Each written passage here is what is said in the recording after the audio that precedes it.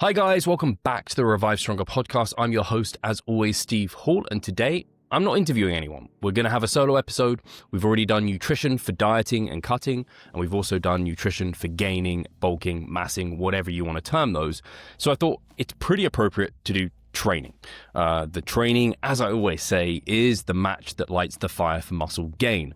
And so if we are trying to retain muscle, if we are trying to grow muscle, training doesn't change all that much. So we're going to go over the big principles. As you guys know, with the podcast, I dive into studies, research, nuance,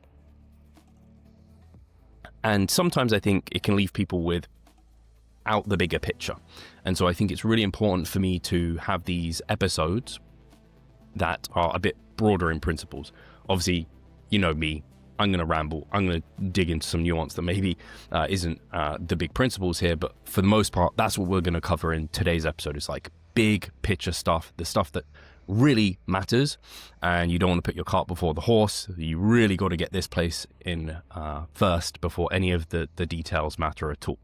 So first things first, I think it's important to discuss what actually drives muscle growth, because if we have an understanding of that, that kind of lays the groundwork for everything else.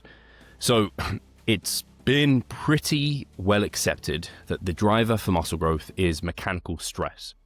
You might also hear this called mechanical tension, but I think sometimes that's a bit of a misnomer.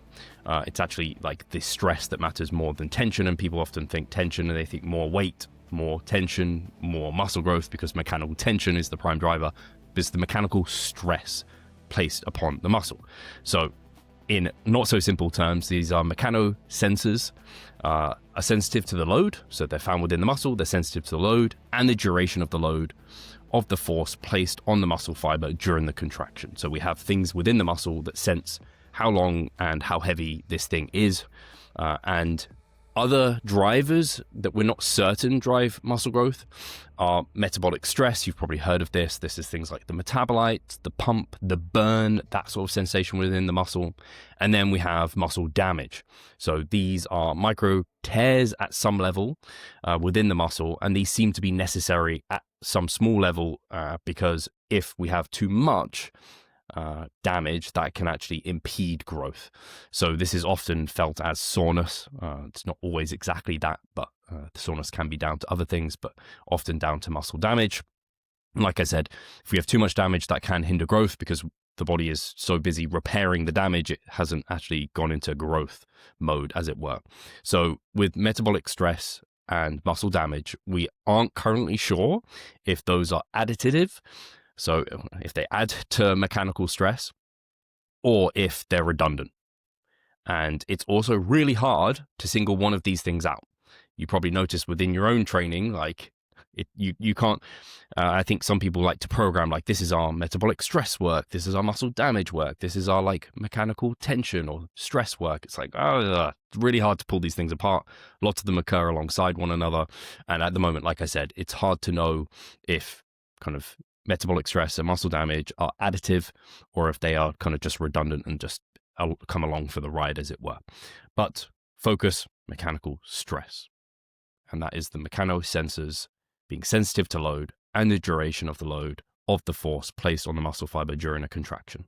That's kind of the baseline that we're working from. So then program design, the kind of big, broader picture stuff that is really important to understand from a coaching perspective or designing your own program, or even looking at like, I don't know, Jeff Nippard's programs online or whoever's app and what have you, or how do I go designing this? What are those kind of bumpers, as it were, down the bowling alley that I need to land within to make sure that this is a productive program for my goal? We're talking bodybuilding, we're talking hypertrophy, we're talking muscle growth. So the first thing to get right is specificity. Does X, and X can be any part of any element within your program, promote hypertrophy?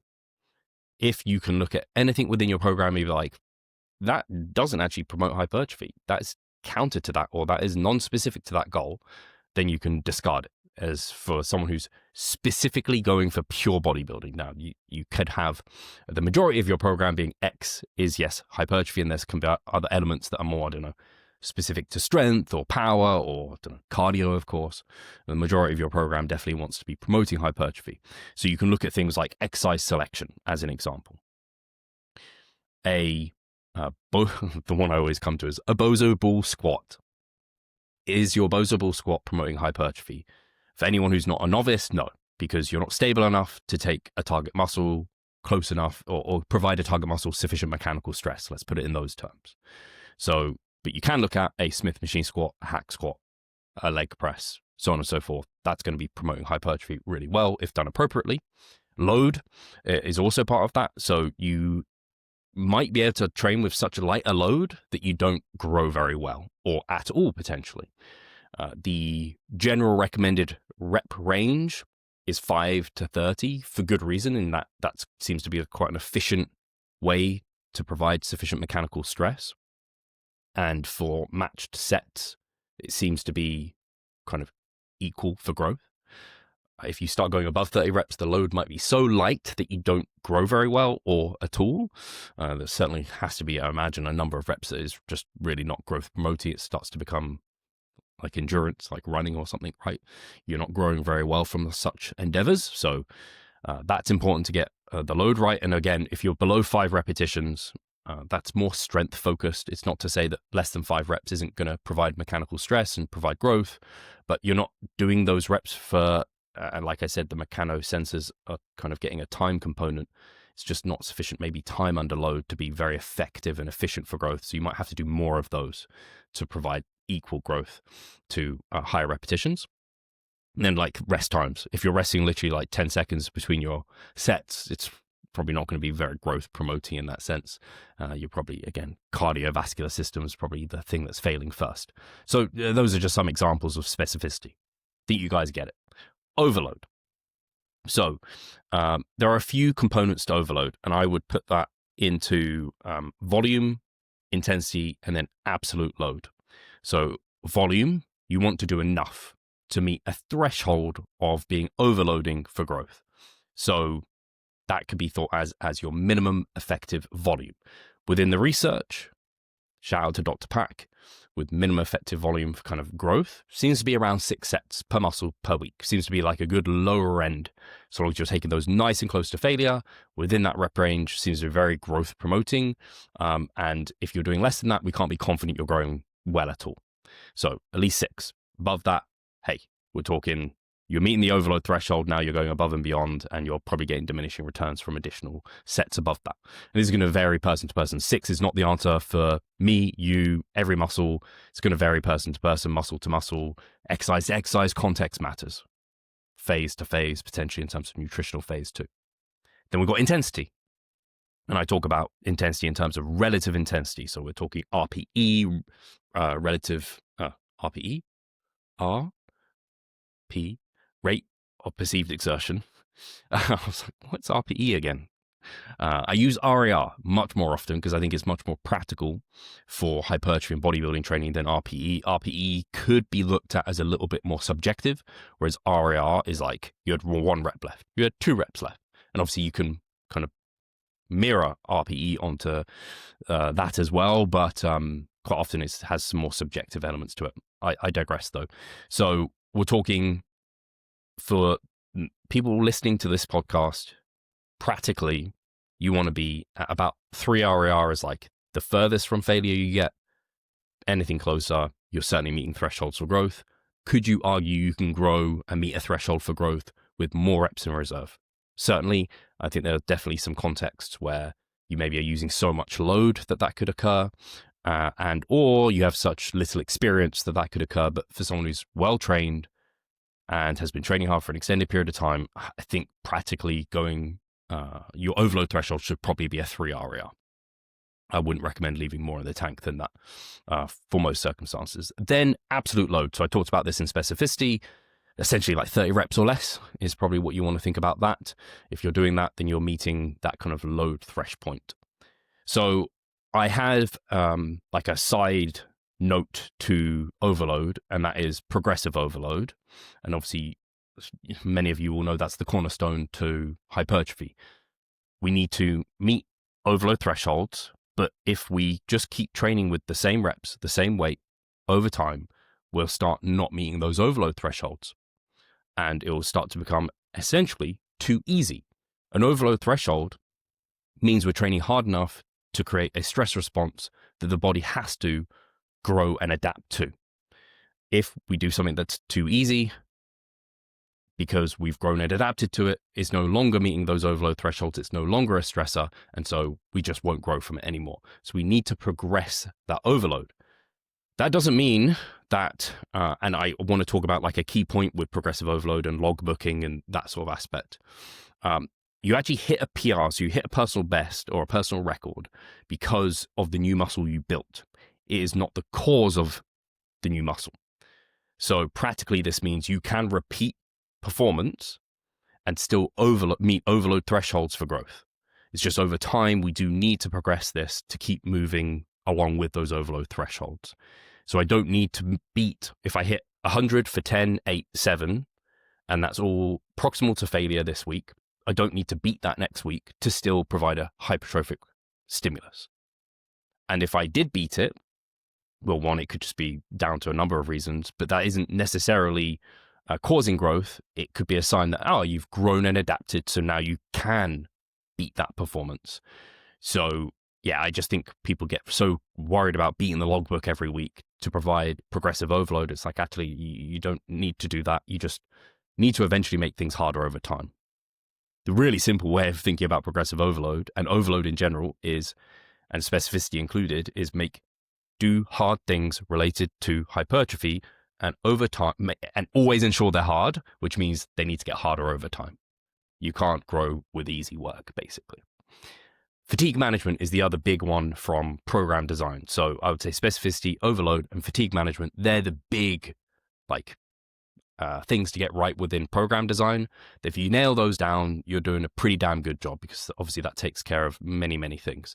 And then other things that come into like periodization and so on and so forth are more lesser importance, let's say that. So the way I think about fatigue management is really just like, hey, let's protect performance, because we know that performance and progressive performance in the gym is the driver for growth.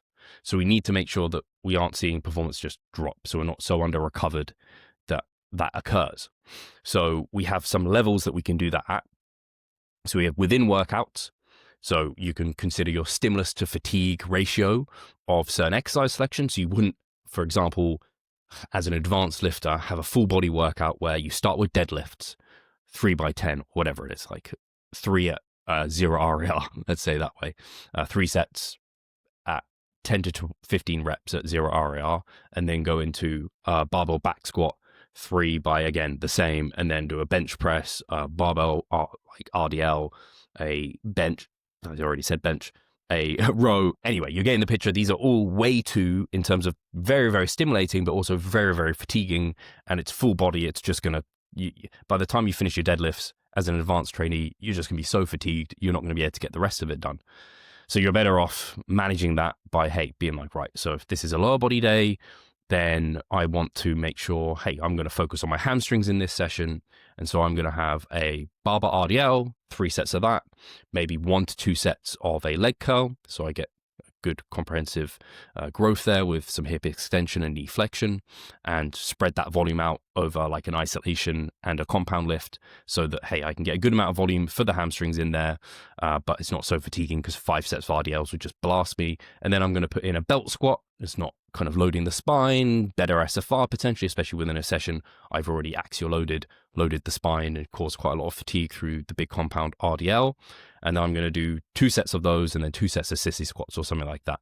So I start with my hamstrings. It's a more hamstring dominant session, and I kind of just get a little bit more stimulus for my quads to finish. It's an example of that. Another consideration is from Jake Remmett.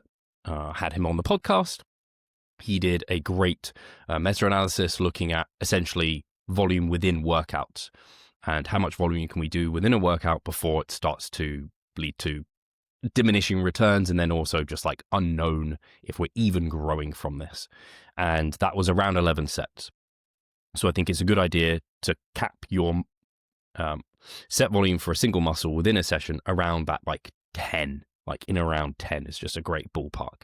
If you're starting to push beyond that, really question yourself whether or not you're still performing well and it's productive, and if you might be better off spreading that potentially through higher frequency.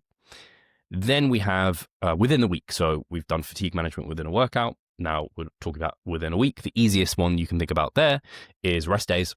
So you probably want to have a rest day, or you want to think about your frequency. So if you have a higher volume to get done, you want to have that spread over more days so it can be done productively, so you're able to manage fatigue well through the week. Another way of thinking about fatigue management possibly through a week, I think this is where daily undulating periodization comes in, DUP, which really just means you're changing things through the week so that you're stressing one area of the muscle, or you're stressing the muscle in a certain way through the week, and then in a different way and in a different way. So that's not to say you have to change everything every time you train a muscle within a week, but if you're training your chest twice a week, it might make sense and you're using, I don't know, dumbbell bench press both times, rather than do both times, say 5 to 10 reps. You might do one session 5 to 10 reps and then the next session 10 to 15, have a bit of undulation. Or you might decide, hey, I'm going to do flat dumbbell press and then I'm going to do like a 30-degree incline press. And that's a bit of difference. So you have these slight variations through the week, so you aren't just hammering over and over in the same place. You think about that in terms of an analogy. If you're hammering whatever you're hammering, if you hammer it in the same place over and over again, you're eventually going to crack it.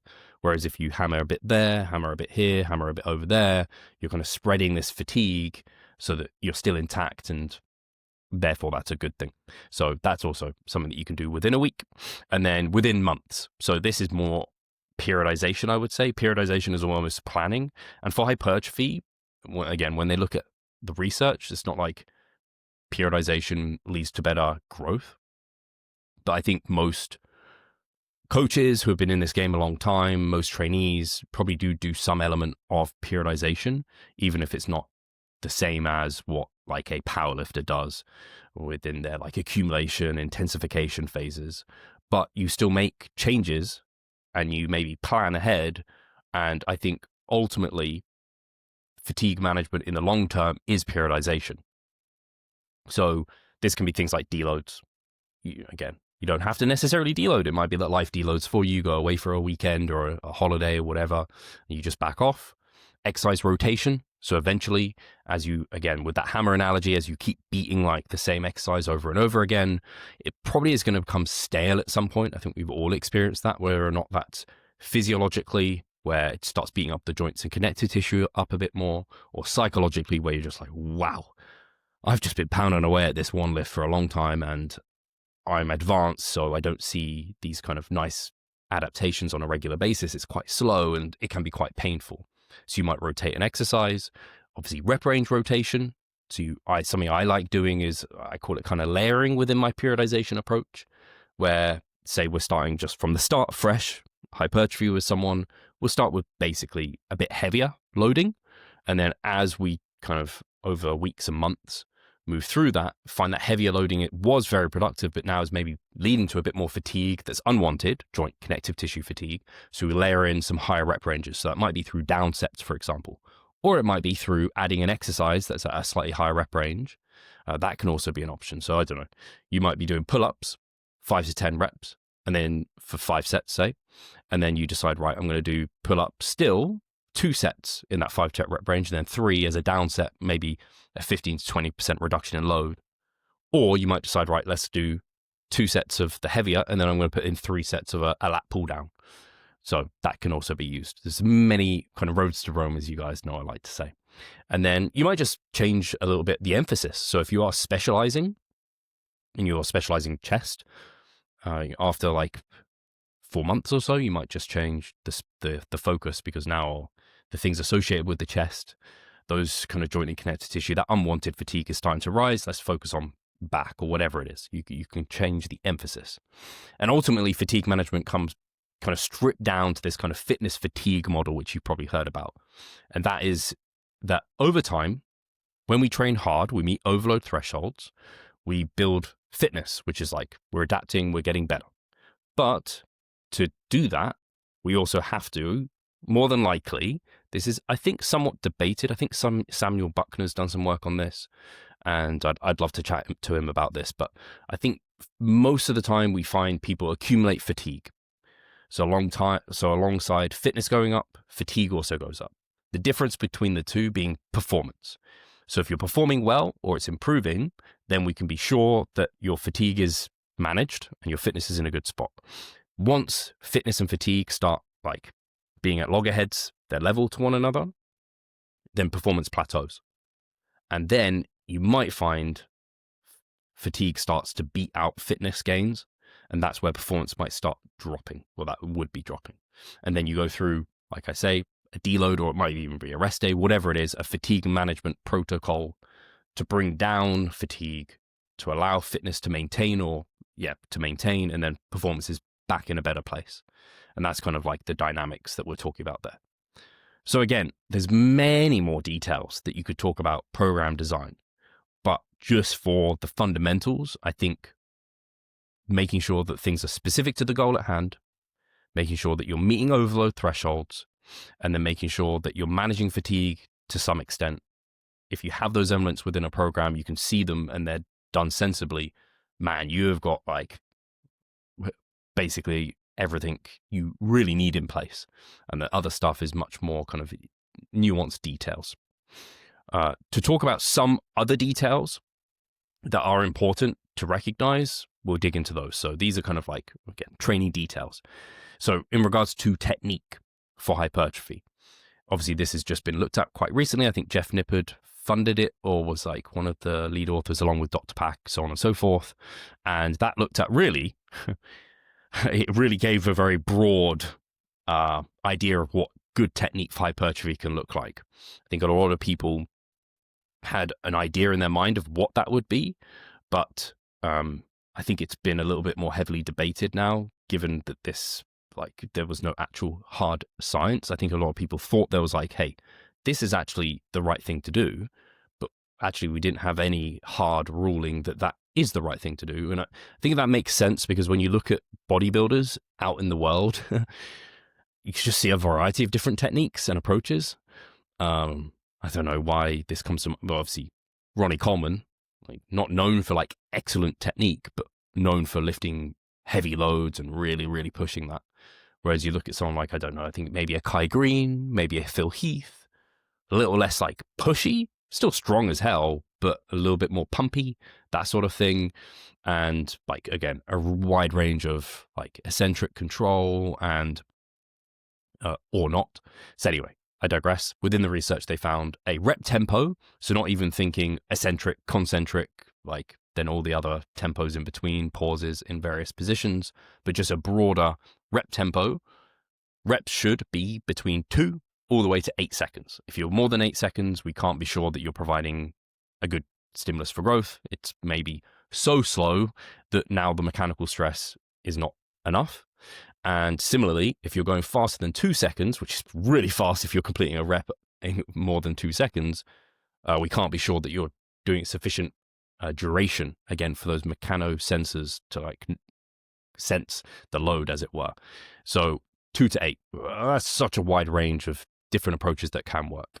For me personally, I really like the idea of just being like, right, so control your eccentrics. Make sure they're controlled, make sure that the weight isn't controlling you. A good test for being really in control is being able to pause it in like that lengthened position, potentially. So like a bottom of a squat or bottom of a leg press and then go up. I don't think that's always necessary, but then you very, very much know you're in control. And I think being in control is really important because it keeps the load on the target muscle. If you're out of control, then, I mean, gravity could be doing the eccentric for you, of course, and you're not using your muscles to control it, or like joints, connective tissue, other stuff could start getting into play. Whereas if you have control over it, you really ensure the muscles that you're trying to use are being used within good technique, of course, like biomechanically. And I then like quite aggressive concentrics. Again, I don't think you have to. Again, 2 to 8 second rep tempo opens up concentric speeds that are a bit slower. But I do find because you're stronger on the eccentric, and it's hard to find things to load the eccentric more, it makes sense to use the extra strength to control that a bit more, take a bit more time, and then, because you're weaker on the concentric, press, or like push, and do that forcefully. Let's not try and be too not controlled, but let's not try and slow that down, because I do think that that's going to not lead to the best results. I think it can be fine, and there's definitely people that do it. And I think maybe, especially if you're injured or anything like that, then you can definitely play around with slower things there. But generally, controlled eccentrics, aggressive concentrics. Part of that is also because I find when people try and go too slow, it removes an element of aggression. And when you remove that element of regression, as you get closer to failure, you want to give the aggression, but you kind of can't because you're trying to control it and be slow. And then if you're trying to progressively overload, I found myself whenever I was using slower eccentrics, slower rep speeds, let's put it that way, I would find that as I tried to progressively overload, I was just like, this is weird, because my body just naturally wants to get into this like aggressive, like to get those reps and extra load, but I'm kind of trying to be slow. And I ended up just, my form would just move into this zone of like, this is like good productive training for me. So I kind of skipped that slow phase, as it were, now, because I just haven't found, unless again there's a specific reason for it, like an injury, any need to do that sort of thing. And then the other part of technique, so really it's just lifting with control, 2 to 8 second rep tempo, and then train muscles at a longer muscle length. Make sure you're not just training everything with like short partials, basically. Yes, it's up for debate whether or not you need to do lengthen partials and whether or not they're superior to just full ROM, but we can be pretty damn confident that training muscles at longer muscle lengths, whether or not full ROM or lengthen partials, is superior than short muscle partials. Like for like, obviously context of a whole program is important, but yeah, you want to load muscles at length. And importantly, load them at length, not just train them at length. You want some load with that too. Let me think if I can think of an example of that. So like, no, just bear that in mind. Then frequency. So we've got technique, frequency, and really I just view frequency. And the reason I didn't put it into program design is because it's not like you have to meet like an overload threshold for frequency. Within the research, there's really not much of an advantage of higher frequencies than 1, unless we're trying to do more volume. But again, within the research, and I think we can be fairly confident about this, that more volume, so long as you can recover from it, and obviously there's lots of things that go into that, is going to be superior. And therefore, if we were to look at not volume matched, higher frequencies are going to allow you generally to get more volume done at a higher quality. And so I think higher frequencies are likely a good idea for those seeking hypertrophy. Not always, because we want to consider like the stress response adaptation curve, as it were, that you could talk about as a training nuance and in detail. You want to train a muscle once it's like recovered and adapted and ready to go again. And for really big, strong people, you might find they actually need quite a long time to recover. And so their frequencies might be a bit lower. But I think for the vast majority of people listening to this, you're going to want to train muscles at a 2 times per week frequency. That's going to have advantages over 1. But really, I would look at frequency as a way to divvy up your volume. There are people that will argue kind of for the fact that muscle protein synthesis, MPS, will drop after a certain short amount of time, and therefore we should be training a muscle again, or we're even potentially losing muscle. But none of that is outcome data. It's all like mechanistic data. And when we look at actual outcome data, again, I've already reviewed that, and I think that's the data that we hold our kind of hat on.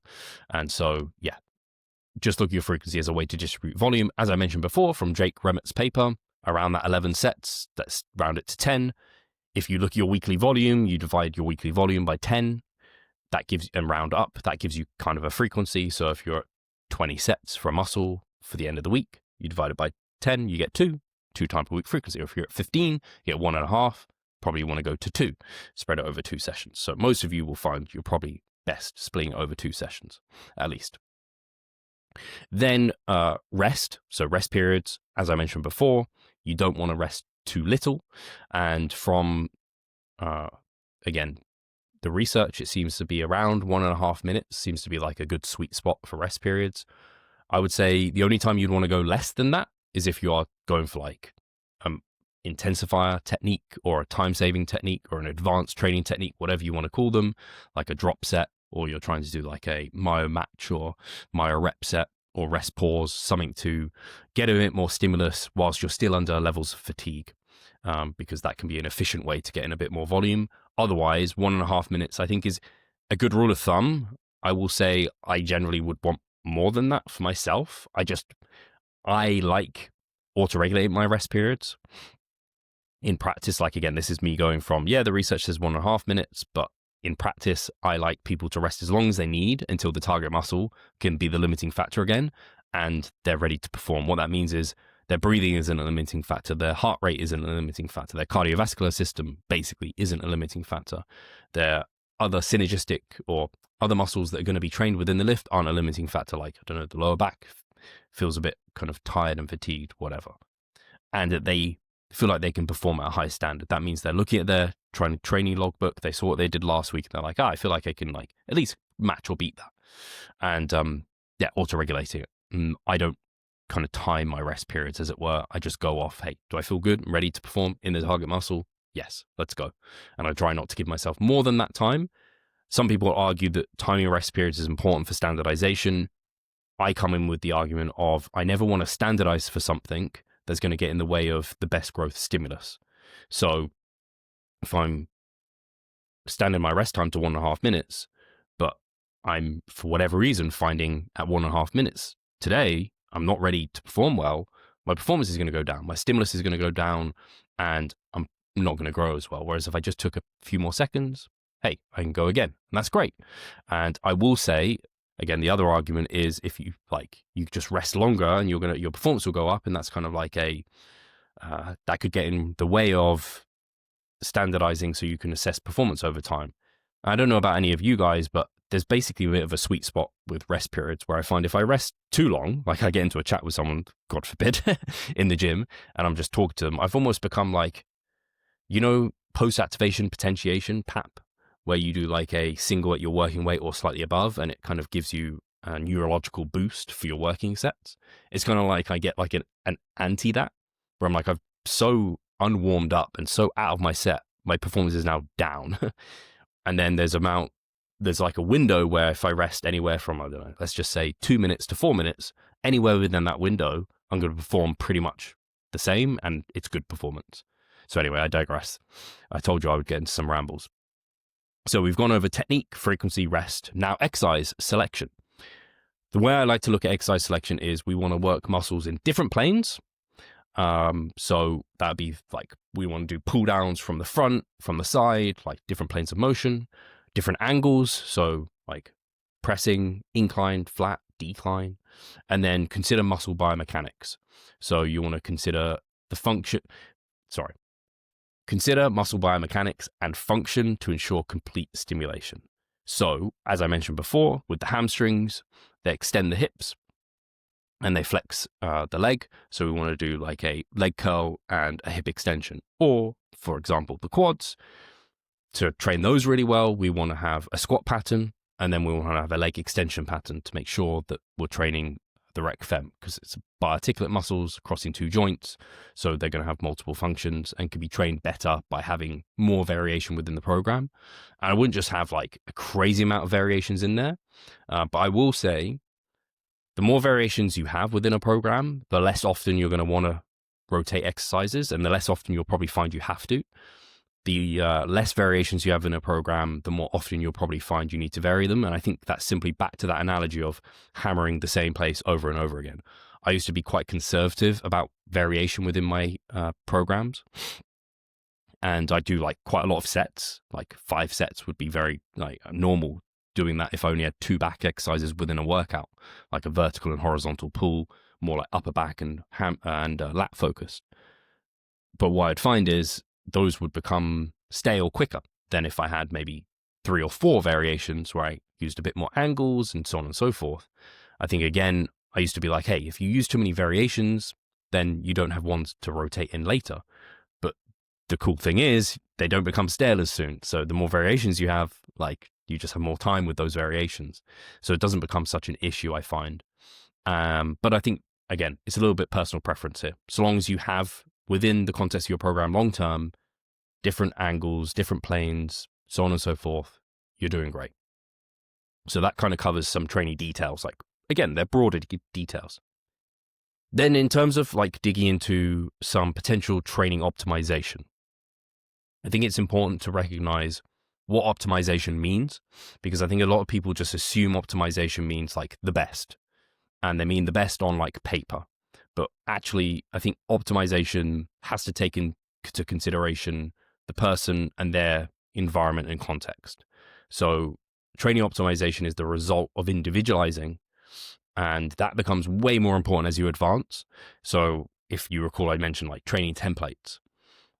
A lot of smart people have made training templates like a Jeff Nippard, and they're absolutely great for people that can't program for themselves yet. They don't necessarily understand all of these things, and they don't need to, because their body is in a position where it's got so much growth potential that even if you do some things quote unquote wrong, you're still going to grow.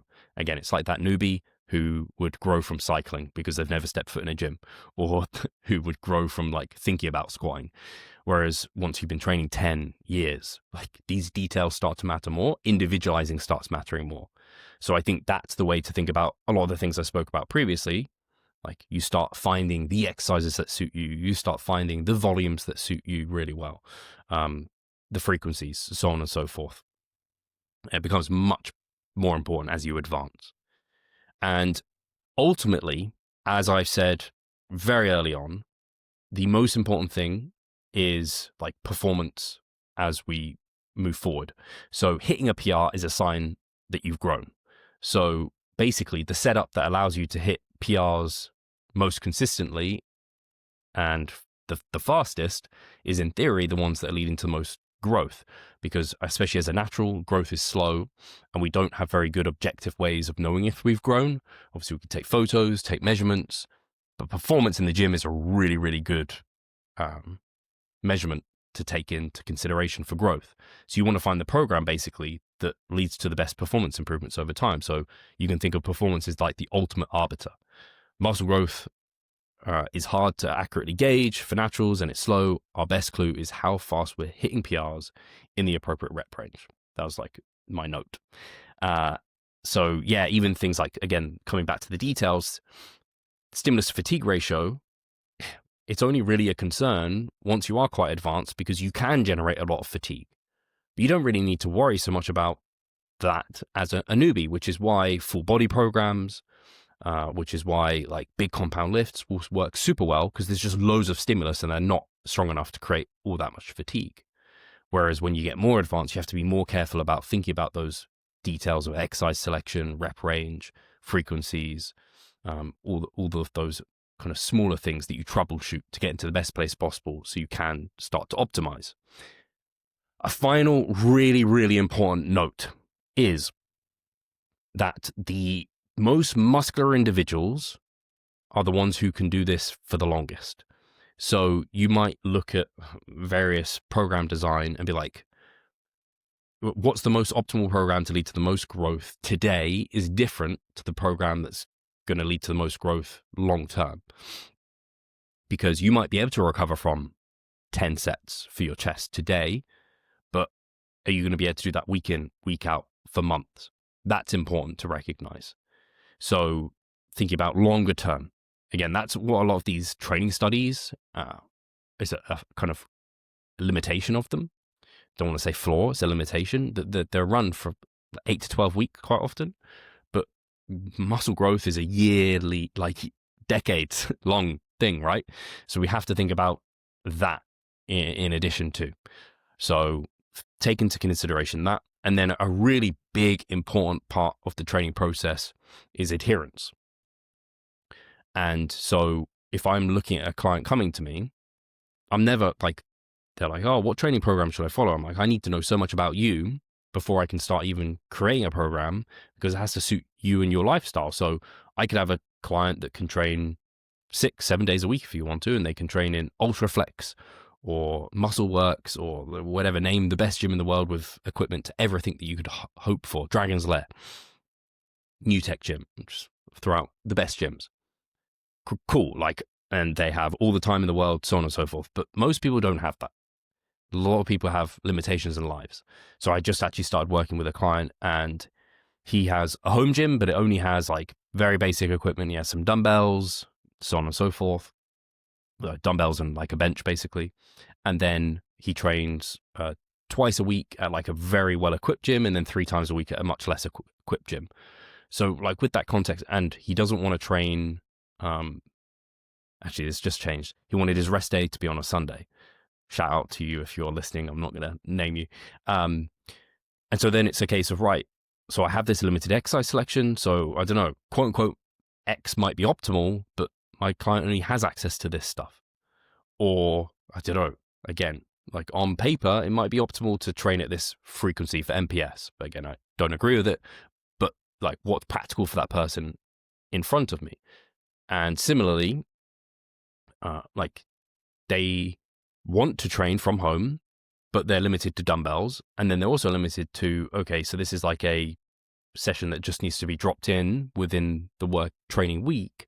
What muscles are likely to be able to handle that quick turnaround in terms of recovery?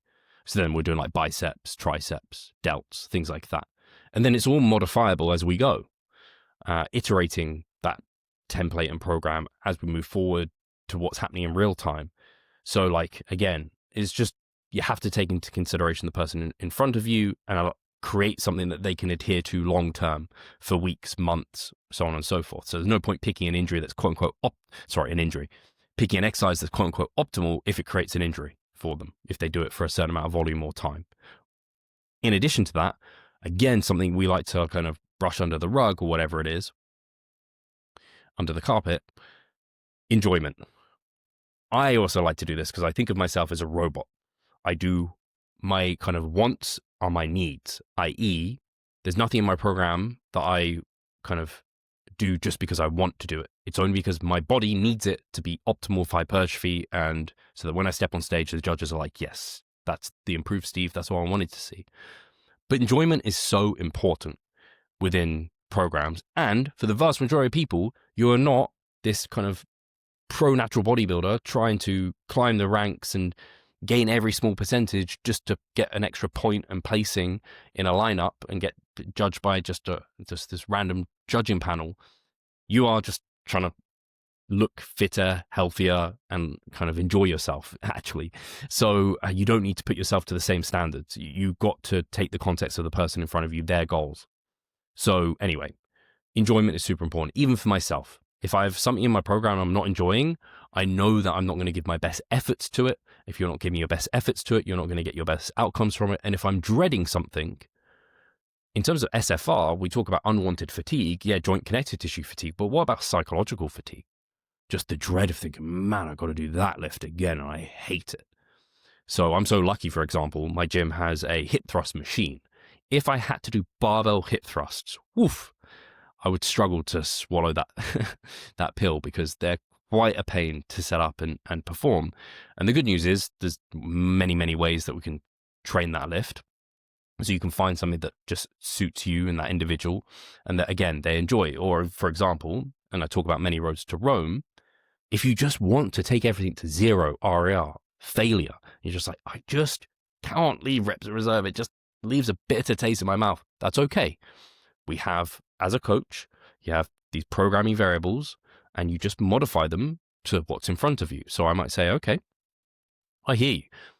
You won't be able to do as much volume because there is more fatigue associated with that. At least in these studies, look in the short term. Maybe over the longer term, we can adapt to it and get better. So you just have to pull back volume. Or if someone's like, I hate training as a failure, so on and so forth, you might be like, right, okay.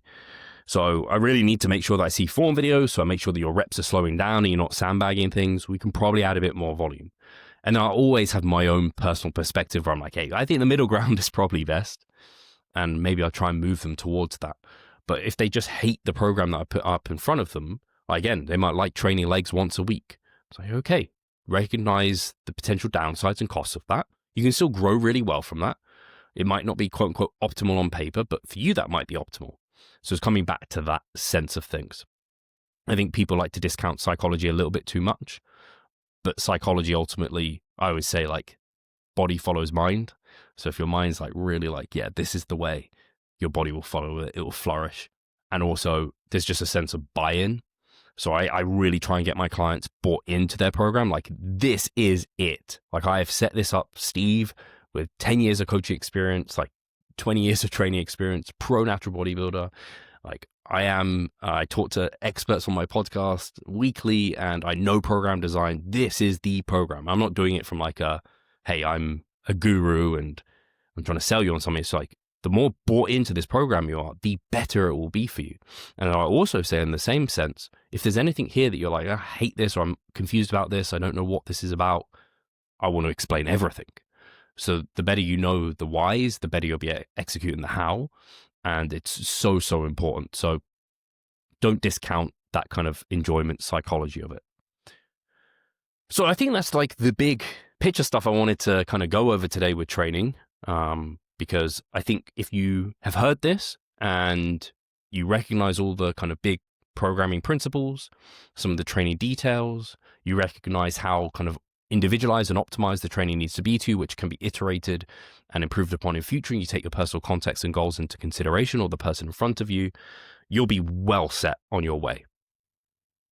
What I really like, if I zoom out again, and I think about what would like someone who doesn't really know kind of bodybuilding very well, or they're a bit lost with everything I've said there. Like, if you want to grow really, really well, I bring it back to that kind of general adaptation syndrome from Hans Selye. I might have said his name wrong. You have to create a stress, make sure that stress is specific to your goal, which I think is pretty easy for hypertrophy. It's a very forgiving adaptation. So you need to make sure you're feeling fatigued in the target muscles and you're pushing them hard. And then when you feel good and recovered, you do it again.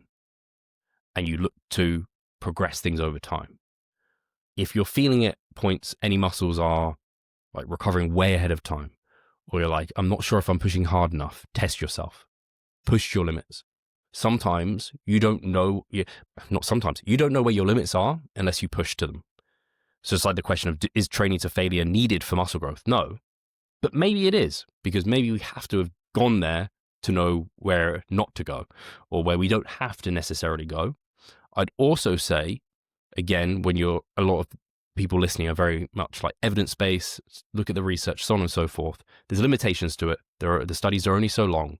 And so always take the person in front of you and what's going on with them as an individual, and look at that and make adjustments according to that. And that might sometimes veer away from what we think is quote unquote optimal according to research or ex-guru science-based lifter.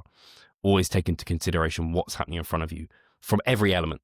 As an example, something I've been talking about recently on my Instagram and on my YouTube vlogs is like training technique. I used to have this very much like, hey, textbook training technique, ego is only in the technique, it's not in the loads lifted and everything like that. But when I got too far in that direction, it started taking me away from some of the principles and actual evidence-based practice that leads to muscle growth. And that is training really hard, taking muscles very close to failure and progressively overloading. When I was too far in one direction, it take me away from others. So you don't ever want to kind of, again, go down the route of nuanced or detail that starts taking away from the bigger principles, which is, again, stress, training really hard. You have to hold on to that. And again, it's similar to, there was a time of which I would deload every X number of weeks because it was in my program, and fatigue management. I should be deloading. But did I need a deload? Oh, I hit 0 RER. That means next week I'm not going to be able to perform better than that because that's 0 RER and I'm an advanced lifter, so I should deload. So why can't you do that again? You're still meeting thresholds for growth. And then eventually you might be able to eke out a rep here or there. And just reinforcing that for myself the last year or two has led to some really good gains. And yeah, so I would recommend that to you guys as well. And then again, especially for the more advanced of you listening, lean into the things that you can see working. So for me, anyone looking outside in, I do pretty high volume. And that's because I find I respond well from it. I have a certain environment, I have a certain physiology that allows me to recover from a good amount of work. If I do less than that, I'm like, I could do more. And I've no reason to believe that pulling back would lead to better results. And I have good reasons to believe that doing more would lead to more results. And there's proof in the pudding where I can see I'm responding well to it. And again, the ultimate arbiter is performance in the gym. My performance is only going up, and actually at a pace that I'm like, that's really decent. I'm very happy about that. And so I lean into those things. Similar, like, again, with training technique, I lent into length and partials because I think in theory, there's good reason for it. There's no real obvious downsides to it. And so long as I'm managing fatigue, because I can see that like joint connective tissue could be a problem, and it's feeling right to me in terms of like some of that biofeedback and stimulus markers as an advanced trainee, I lean into that. Anyway, I think I've talked long enough. It's almost an hour long of a podcast discussion on training for hypertrophy. Of course, in every section that I've gone into, you could dive into tons of layers of nuance. But if there are any questions that come about from this episode or even past episodes, maybe I'll dig through the comments. Then I can collect those questions and maybe do a Q&A episode kind of going over those. Because yeah, from my understanding, people really value these solo episodes that kind of go over some of the broader, bigger picture stuff. And hopefully that then you can visit these and then maybe revisit some of the other podcasts, and they help you put the kind of puzzle pieces together. And yeah, so guys, thank you as always for tuning in. Any feedback on this episode or any episodes is really appreciated. If there's any particular people you'd like to see on the podcast, if there's any particular topics you'd like me to cover or you would like covered, again, drop me some feedback. I'm open to any feedback and all feedback. Again, for me, this podcast is always about being a student and learning from the person in front of me, asking questions that allow everyone to learn and grow and develop, and to allow us all to get closer to being our biggest and best selves. And so I love that. And so if there are people or topics that need to be dived into, let me know. And again, especially for me. And if you want this podcast to grow, make sure to share it, give us a review. If that's on Spotify, leave us a 5-star review over there. If you're on YouTube, make sure to give us a thumbs up, subscribe, leave a comment. Really appreciate all of that. And if you're on anything, like take a screenshot, share it over on your Instagram, give me a tag. I'd really appreciate that. And any further feedback is great. Again, a final note, well, 2 final notes. One is I'm a coach. I help people grow muscle, lose fat, step on stage, get ready for a photo shoot, just become their biggest and best self, get massive arms, massive quads, massive butt, whatever it is. Help people get the most from their efforts. And that's the most important thing to me, is they get the most from the time and effort they're putting into things. A lot of the people I work with are coaches who don't want to have to think about this because they have to think about it for all of their clients. So they want to offload that. They also want someone to be able to talk to that they trust, to be able to give them the best guidance possible. So I can be at that outside figure, because sometimes we get in our own heads, especially if we're stepping on a bodybuilding stage. And so if you're interested in coaching, we keep it very personal by our video check-ins, but you can check that more out in the description below. And then the other thing is the improvement season. You'll see it on YouTube. We're now doing lives, me and Mike Chalice. So Mike Chalice is a coach on the team. He's also our physio. I also coach Mike. He is a bodybuilder himself, very competitive. And we do weekly kind of lives over on YouTube, but we also gather questions from my hypertrophic group over on my broadcast group over on Instagram. So if you ever want to see that, you can. And on Instagram, I'm always on there every day, sharing insights into my training, kind of broader information and client results, that sort of thing. So you should definitely be following the Instagram, checking out the improvement season. You can find it on Spotify in a different, as a different podcast, as it were. But I think that's enough rambling from me. Guys, hopefully this has been useful, and I'm sure I'll do another solo episode in the near future. So thank you guys for listening. I appreciate you. And yeah, talk to you soon.